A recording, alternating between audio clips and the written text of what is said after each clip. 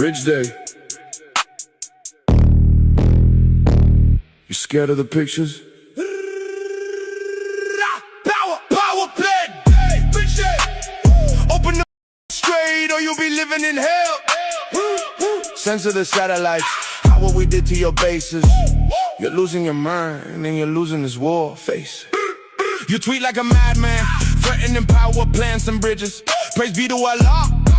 You sound unhinged, you bitch. You want us living in hell, but you're the one scared of the sky. Begging every satellite company to hide what we did to your guys. 17 bases hit, C-130 and Blackhawks gone. 100 million wasted just to save one pawn. Now you're blocking the photo so the world doesn't see how bad little Iran up your military. Power plant, bridge day. Open the straight or you'll be living in hell. Censor the satellites. How what we did to your bases. You're losing your mind and you're losing this war. Face it. Sacred defense. We still standing. You censoring the sky.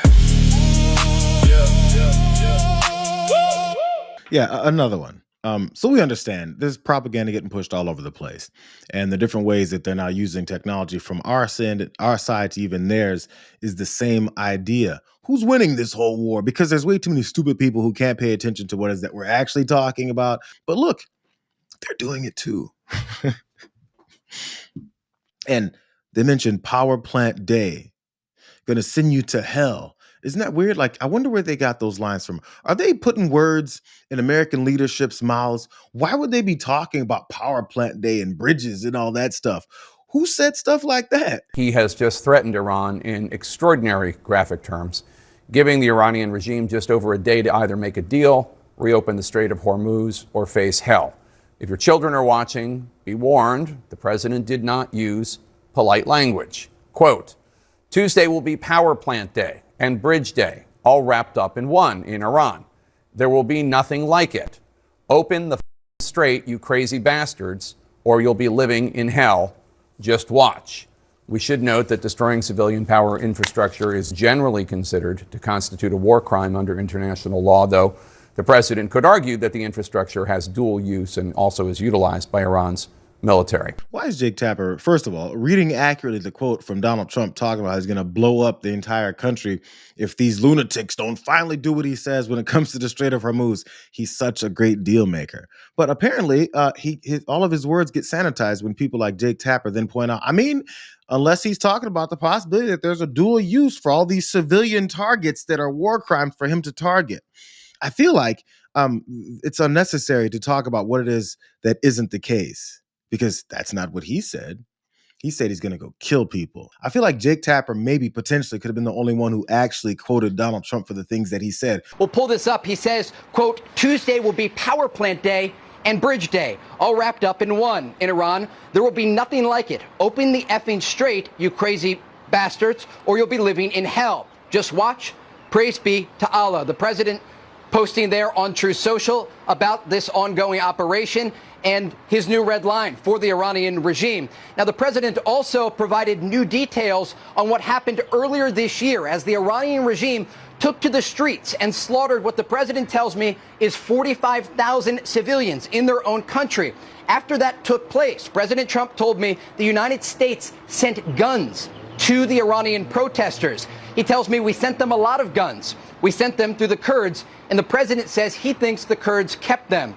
He went on to say we sent guns to the protesters, a lot of them. This is a lot of weird stuff. Well, first of all, he had to stumble through that quote just in case there was another curse word, which oddly, I'm not sure why Fox News wasn't putting up the actual post. They always put up his posts when they're very proud of them, but they didn't want people to look with their own eyes to see the things that this guy was censoring as he read them, because they would see that he didn't say effing, which would have been bad enough, but he said the full word, and also talked about blowing up and destroying more infrastructure, because that's what the American approach is to our engagements in other countries. He has been doubling down on these promises. He talked to ABC's Rachel Scott. I spoke with Trump today. This is, again, over the week, Sunday. This is just Sunday. Spoke with President Trump. He told me the conflict should be over in days, not weeks. But if no deal is made by, he's blowing up the whole country with very little off the table. If it happens, it happens. And if it doesn't, we're blowing up the whole country, he said. I asked if there's anything off limits, and he said very little, very, very little off limits. Hey, here's more, because she had a bit of a stretch. It must have been a longer conversation.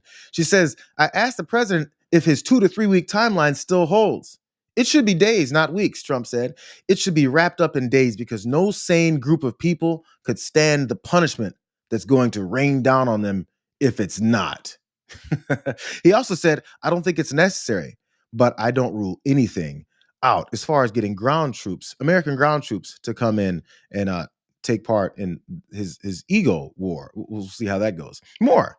When I asked the president about his comments to Fox that there could be a deal tomorrow, that being today, Monday, he said he didn't know if there would be, saying, I have no idea with these people. There could be a deal, and there could also not be a deal. I don't know. I have no idea with these people. They're getting the shit beat out of them. And that's all I can tell you. There's been no country that's ever taken a pounding like that. It led me to this, though. Remember, one of the biggest cheerleaders of all this is Lindsey Graham. Lindsey Graham goes on Fox News all the time, spittles, cries, screams, his eyes get bloodshot when he thinks of the promise of killing more brown people that he thinks are lesser than him. Here he is with a brown drink. I mean, I guess we can call it a golden drink that's in his hand. And he was asked about which wars he's all about getting involved in. Senator. Buddy, how you doing? How you doing? Is there a foreign war you don't support? I support wars that make America safer. Thank you, sir. Senator. Buddy, how you doing? How you doing? Is there a foreign war you don't support? I support wars that make America safer. Thank you, sir. Had to play it twice just in case you didn't see him, even as he was asked a question and he kind of had a tilt to that left foot. He's like, ooh, let me hold on now. Let me give you pounds. Before he jumped back into his the car. At least he had someone driving, unlike Tiger Woods. And he had his road Coke in his hand. I don't know. Maybe it was apple juice, bro. Maybe it was champagne. Maybe it was wine. Who knows? You never know what it got. Maybe it was a light beer. Maybe it was a Michelob Ultra. Who knows? I'm not sure what state he was in or whether or not, having road Cokes on the road is one of those things that's legal. And if you're a United States senator that's calling for more war, everyone was probably confused watching that guy talk through this. Almost close to as confused as former Donald Trump followers, and probably in their own brains still Donald Trump followers, are Joe Rogan and Theo Von, because they're feeling a little disillusioned behind this, and they've got some very stark language. What do you think is going to happen? You think we're going to be okay? I hope so. Of course. I don't know. Do you think about it? I'm confused. I can't believe we went to this war. When we started bombing Iran, I was like, this can't be true. And what about Lebanon now? I know. Israel's invaded Lebanon. Yeah. Yeah. And it's like, just stop. Like, what do you need? Well, they're trying to, supposedly, they're trying to stop the terrorists. Yeah, that's crazy, though, if you're the terrorist. You know what I'm saying? Like, if you want to stop them, stand in front of the mirror and start there. Who are these radical leftists talking about how the United States of America's leadership are terrorists, bro? I'm so confused, bro. Man, I have no idea how we got here. Did you know that when you voted for him saying he's going to start a bunch of wars, that he would start a bunch of wars? Hey, did you know that when he said he's going to steal all of our money? Oh, no, I didn't know it, man. Can't believe it. Can you believe these sorry sons of bitches are doing what they told us they were doing? I thought I was against a bunch of trans folks and then green-haired liberals. Why are these dumb even considered anybody that anyone should ever listen to? I mean, I do understand the answer, because a bunch of dumb who listened to them are trying to figure out why they ever listened to these idiots. Man, I'm confused. Oh, did you know also in Lebanon? I just heard about Lebanon for the first time last month. Can't believe it. Did you know that Israel bombing Lebanon now? Hey, why did we now have Benjamin Netanyahu tell us what the to do? You know that we're the terrorists? God, it's mind-numbingly stupid to listen to these people.